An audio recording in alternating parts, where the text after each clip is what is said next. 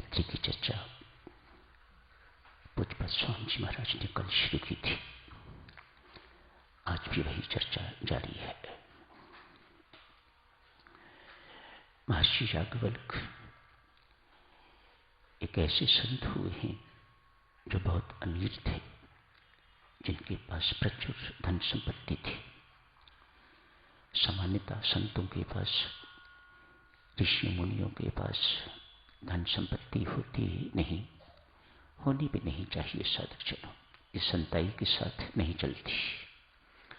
जहां धन संपत्ति का बोलबाला हो जाता है, वहां संताई लोप हो जाती है। प्राय देखने में यही आता है। अतएव संतों महात्माओं के पास धन संपत्ति का होना शोभा नहीं देता। लेकिन ये महर्षि याज्ञवल्क्य एक ऐसे संत महात्मा हैं जिनके पास प्रचुर संपत्ति है, धन है, लेकिन कभी अपना नहीं माना। ये कोई छोटी बात नहीं है। राजा जनक भी, उनको राजऋषि कहा जाता है, ये भी ऐसे ही। न राजा जनक ने सब कुछ होते हुए अपना कभी कुछ नहीं माना। न मेरा राज है, न मेरा पाठ है, मेरा कुछ नहीं है। ये धन संपत्ति, नथिंग बिलोंग्स टू मी, मेरा कुछ नहीं है। राजा जनक भी ऐसे ही मानते और महर्षि याज्ञवल्क्य भी यही मानते हैं। बहुत देर इस संसार में रहते हुए हो गए। मन में एकांत की भारी उत्कंठा है। अतएव सोचा, दो पत्नियां हैं, कात्यायनी एवं मैत्री।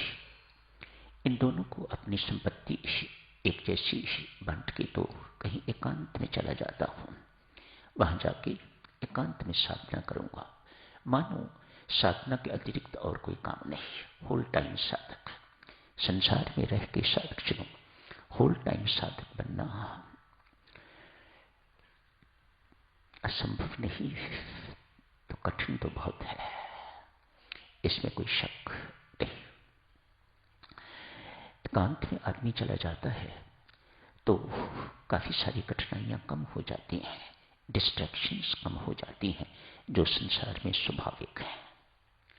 वहां जाके काफी कुछ आसान हो जाता है। इसलिए हर संत महात्मा एकांतवास करता ही है। उससे उसे बहुत लाभ होता है। उससे तो जो लाभ होता ही है। उसके जो संगी साथी साथ होते हैं, जो साथ भक्त होते हैं, उन्हें कहीं अधिक लाभ होता है, इसमें कोई शक नहीं। दो पत्नियां हैं याज्ञवल्क्य की। कात्यायनी बड़ी पत्नी है। घर के कामकाज में बहुत सुग्र है, बहुत अच्छी तरह से घर का कामकाज करती है, संभालती है। मानो कोई ज्यादा इच्छा नहीं। दोनों बुद्धिमान है, लेकिन ये कम बुद्धि की है। मैत्री अधिक बुद्धिमान है। वह अधिक बुद्धिमान है, इसका अर्थ नहीं है कि वर्ल्डली वाइज है, नहीं। मैत्री वर्ल्डली वाइज नहीं है, कात्यायनी वर्ल्डली वाइज है। तो ठीक है, दोनों में किसी प्रकार का कोई टकराव नहीं है। कोई जैसी साउथ में भाव होते हैं, ऐसा कुछ ईर्ष्या इत्यादि कुछ नहीं है। दोनों प्रेम पूर्वक रहती हैं संत की छत्र छाया में। ये कोई छोटी बात नहीं। एक ही घर में दो महिलाओं का रहना, एक पति, ये कोई छोटी बात नहीं है। मैत्री प्राय पतिदेव से परमार्थ पर चर्चा करती रहती है, अध्यात्म पर चर्चा करती रहती है। घर के कामकाज में कोई रुचि नहीं, शुरू से नहीं है। छोटी है, समझो प्यारी भी होगी, लेकिन कोई रुचि घर के कामकाज में नहीं है। भोगी जीवन भाता नहीं है, अच्छा नहीं लगता। भोगी जीवन से पहले ही मैत्री उपराम है।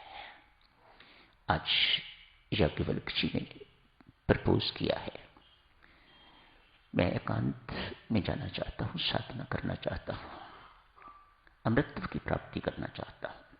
विशेष शब्द याज्ञवल्क्य जी का कोई फेवरेट है, मैं अमृत को प्राप्त करना चाहता हूं। आपको कोई आपत्ति तो नहीं? किसने जवाब नहीं दिया। कौन? There is no contradiction at all. तो याज्ञवल्क्य जी ने कहा, जितनी मेरी पूंजी है मैं आप दोनों में बांट देना चाहता हूं, एक जैसी। कात्यायनी बहुत खुश है, मानो सब कुछ मिल गया उसे अभी परमार्थ का कोई बोध नहीं है, ज्ञान ध्यान किसी चीज का कोई बोध नहीं है। मैत्री को भी हिस्सा दिया गया है, लेकिन चुप है। क्यों चुप है? मन ही मन सोच रही है। इनके पास अवश्य धन से कहीं अधिक महत्वपूर्ण कुछ है जिसे पाने के लिए जा रहे हैं। वह क्या है? अभी अपने ही मन में प्रश्न है। अभी याज्ञवल्क्य जी से नहीं पूछा, महर्षि से कोई बात नहीं की, अपने ही मन में चर्चा है, अपना ही विचार चल रहे हैं। खूब इसका दिमाग चलता था इस चीज में, अपना ही दिमाग चल रहा है।